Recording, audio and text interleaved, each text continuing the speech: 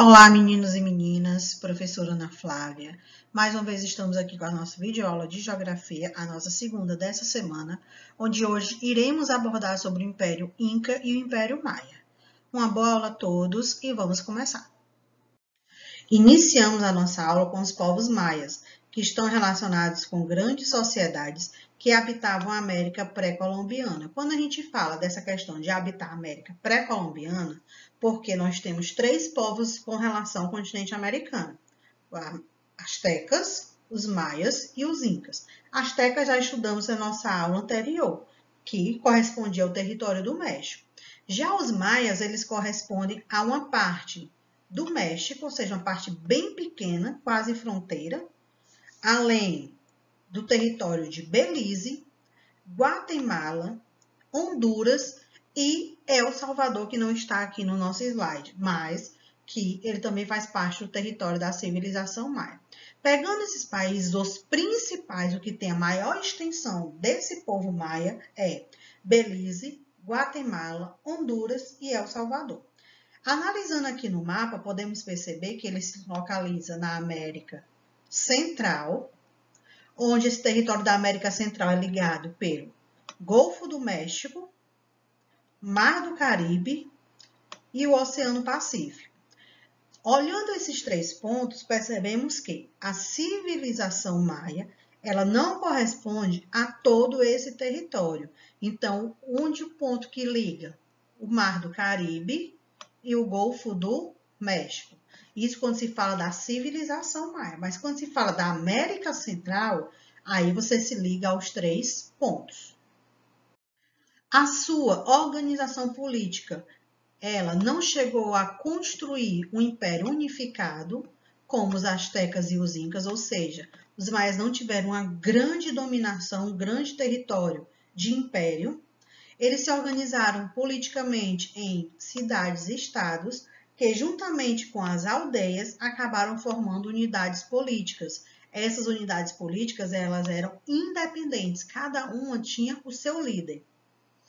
Em cada estado, a autoridade e o poder era exercido em nome de um deus. Deuses esses relacionados com a natureza ou com os animais. Ou seja, os maias, eles eram politeístas. O chefe de governo das cidades era assessorado por um conselho e auxiliado por um conjunto de funcionários públicos, responsáveis pela manutenção de ordem pública. Fazendo essa comparação com os dias atuais, é como se fossem os nossos presidentes, os nossos governadores e os nossos prefeitos, divididos em setores. Já a economia maia, ela girava em torno da agricultura, ou seja, era um processo agrícola, onde eles cultivavam o milho, o algodão, o cacau e o agave. Lembrando que o agave era uma planta muito realizada, o seu cultivo no território do México, tá? Completavam as suas atividades econômicas com base na caça, na pesca e no artesanato. O modo de produção era coletivo, o solo não era propriedade privada, ou seja, o solo era de todos. Enquanto membros da aldeia, com relação a camponeses, tinham o direito de usá-las e delas tirar o seu sustento, com a obrigação de pagar impostos coletivos cobrados pelo Estado. Como assim? A terra, ela não era de propriedade privada, ou seja, não tinha uma pessoa que tinha um poder sobre aquela terra e só ele poderia cultivar nela. Todos podiam cultivar na terra, mas eles deveriam pagar impostos aos seus superiores, que na visão dele, aquela terra pertencia ao Deus. Então, eles estavam cultuando, pagando imposto como uma forma de recompensa pela terra oferecida por Deus. O Estado também apropriava-se da força de trabalho dos camponeses, obrigando-os a trabalhar gratuitamente na construção de palácios, templos e grandes obras como de irrigação e represas. A sociedade maia era dividida entre nobres, sacerdotes, cidadãos livres e escravos. E quem fazia parte de cada uma dessas camadas? Bem, os nobres eram comandados, ou seja, eram aqueles chefes guerreiros responsáveis pela administração pública. Era a camada dos nobres. Já a classe social, a camada dos sacerdotes, eram aqueles ligados à religião e à cultura. Aqui está relacionado muito com a igreja. Quem fazia parte do grupo dos cidadãos livres? Camponeses, e eram aqueles que pagavam impostos e serviam ao exército como prestação de serviço ao Estado. E quem eram os escravos? Eram os prisioneiros de guerra ou dívidas, poucos numerosos. Aqueles camponeses que não conseguissem pagar os seus impostos, eles acabavam se tornando escravos. Então, a grandiosidade da sociedade maia foi construída com o trabalho de uma população controlada e disciplinada. Existiam 3 camadas. A camada mais alta era da família real, dos ocupantes dos primeiros postos de governo e dos comerciantes, que eram esses 3 pontos.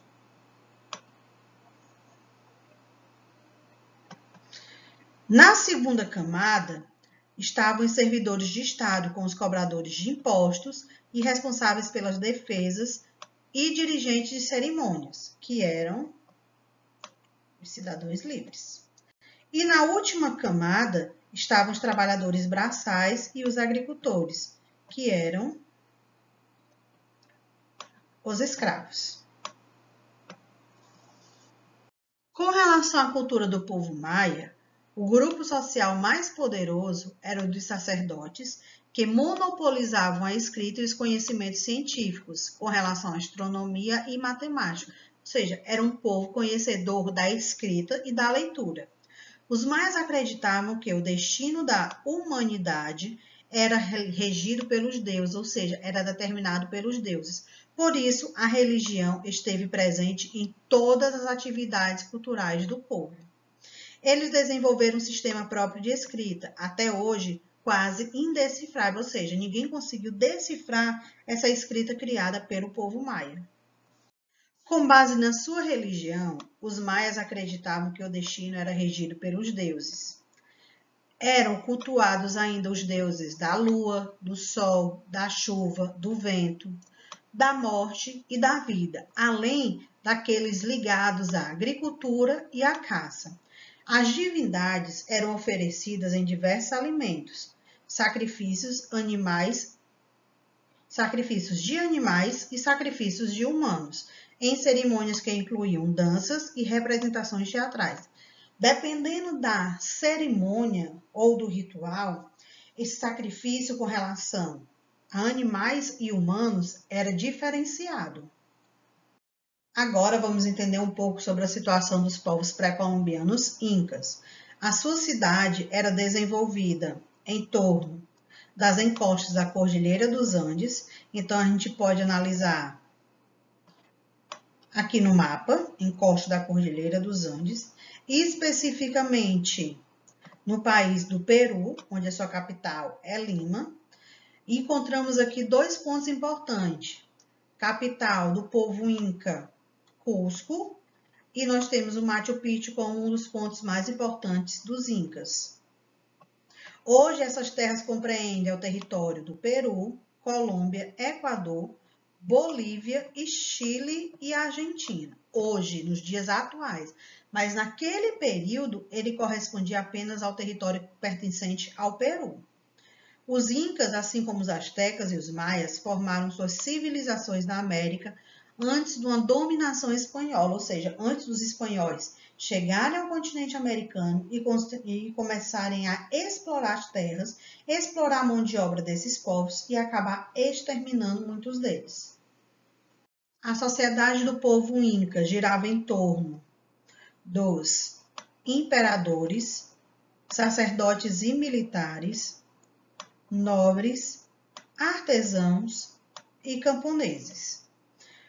O termo Inca, que hoje é designado com relação ao povo de uma sociedade relacionada a um chefe, titulado aos imperadores e aos nobres, onde o povo Inca tinha o filho do deus do sol como um dos seus principais representantes dentro da religião. O imperador era o guardião dos bens do Estado especialmente da terra, e era submetido a um rigor de suas decisões, ou seja, era muito baseado nas decisões que ele tomava. Abaixo do imperador estavam seus parentes, os nobres, os escolhidos para ocupar os postos de comando, como governadores de províncias, chefes militares, sábios, juízes e sacerdotes, ou seja, eram aqueles que não eram imperador, mas que tinham grande importância dentro da sociedade inca. A camada seguinte era formada por funcionários públicos e trabalhadores especializados, como marceneiros, pedreiros, e na base da hierarquia estavam os agricultores. Dentro desse ponto nós temos essa nossa divisão da sociedade. A economia inca era baseada no trabalho coletivo e adaptada à idade de cada um deles. O alicerce da economia era relacionado à agricultura, principalmente na zona montanhosa das Cordilheiras dos Andes. Então, a principal economia praticada pelo povo inca era a agricultura. As lavouras se estendiam pelas encostas, com sistemas de terraços em espécies de degraus constantes com paredes de pedras. É como se fossem escadarias.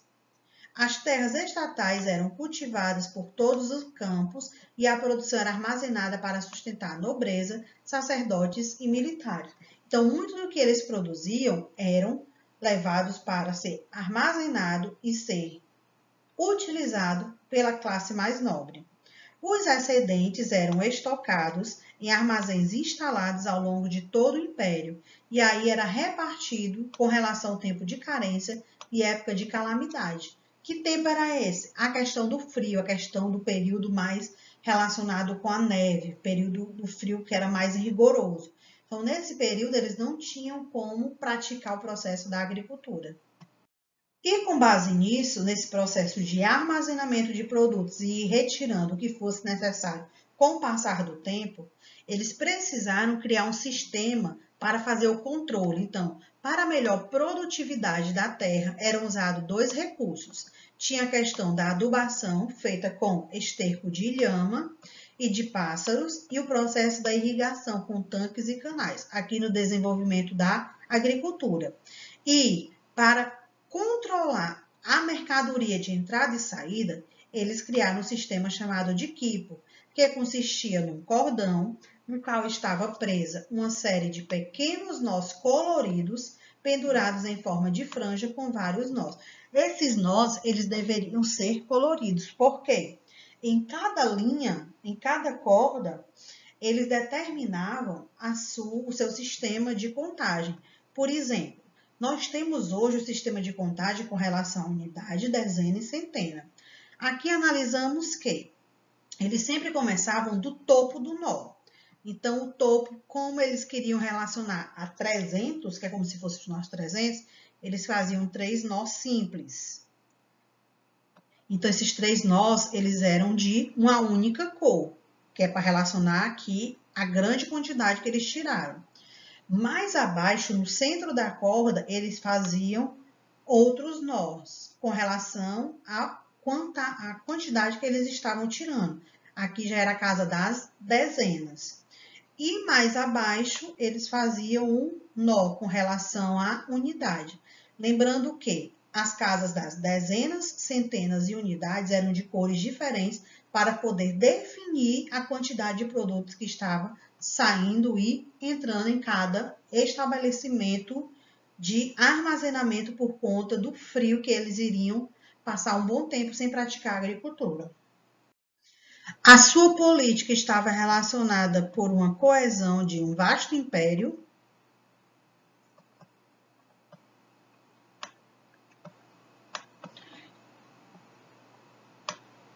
onde ele se estabelecia o culto ao Deus.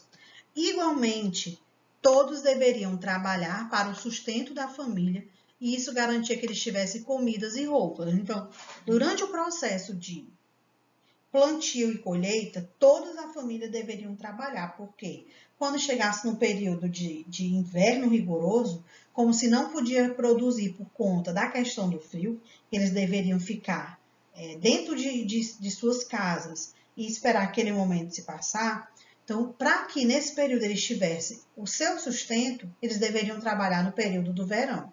Claro que o imperador e seus nobres tinham grandes privilégios, eles não trabalhavam. Mas na sociedade inca, ninguém passava fome e todos tinham trabalho. Já a sua religião era marcada grande parte da vida e da cultura, pois eles adoravam diversos deuses, por conta disso eram politeístas, associados a elementos da natureza como o sol, a lua, o rio, a chuva. As divindades recebidas eram oferendas, inclusive com relação a sacrifícios humanos, e esperavam dos deuses um retorno de uma forma de chuva, proteção e boa colheita. Então, após praticar cada uma dessas ações, o que eles faziam? Eles realizavam o sacrifício humano, que era uma forma de agradecer ou pela chuva, ou pela proteção, ou pela boa colheita, ou fazer um pedido para que isso acontecesse. E agora, vou explicar para vocês como será a nossa atividade de casa. Lembrando que é o mesmo esquema da nossa aula anterior com os povos astecas, a tabela informativa. Então, vamos entender como vai ser sobre os povos maias e os povos incas. Bem, a nossa tabela sobre os povos maias, vocês deverão determinar a localização, ou seja, no continente americano, onde eles estavam localizados no período que eles fizeram parte da nossa história, ou seja, eles fizeram parte de dentro de um processo de domínio territorial. Segundo ponto da tabela, a sociedade. Como a sociedade era dividida, as camadas da classe social. Terceiro ponto, a religião. Vocês vão definir se a religião era politeísta ou monoteísta, se eles acreditavam em um deus ou se eles acreditavam em vários deuses. O nosso quarto ponto, a política. Vocês vão dizer se o poder era centralizado ou descentralizado, se o poder era hereditário ou não, quem comandava os povos, ou seja, quem era o chefe principal. Isso dentro da parte política dos povos maias. E a economia, quais as atividades econômicas eram desenvolvidas, de que forma eles praticavam essa atividade econômica, quais os produtos eram cultivados ou quais animais eram criados, e se tinha algum meio de comércio, ou seja, se eles conseguiam desenvolver algo com relação à troca de mercadorias. Isso com relação aos povos maias. E com os incas, também vão seguir o mesmo sistema de tabela. Localização, onde eles se localizavam dentro do nosso território do continente americano, de que forma a sociedade era dividida, nas classes sociais, quem era no topo na pirâmide, quem ficava no meio, quem ficava embaixo, qual a religião e de que forma essa religião ela era cultuada, ela era praticada, se era politeísta ou monoteísta. A política, quem era o comandante, quem tinha o poder dentro dos povos incas. E a economia, quais os produtos que eram praticados, ou seja, as atividades econômicas, de que forma eles faziam a contação do que era comercializado, do que era produzido, do que era armazenado. Então, essa é a nossa atividade dessa semana. A tabela sobre os povos pré-colombianos, astecas, maias e incas. E aqui concluímos a nossa videoaula de geografia de hoje, onde nessa semana, nas nossas duas aulas, abordamos sobre os povos pré-colombianos, o Império Asteca, Inca e Maia. Espero que tenham gostado da aula, tenham compreendido o assunto. Qualquer dúvida podem tirar no Class. Até a próxima e tchau!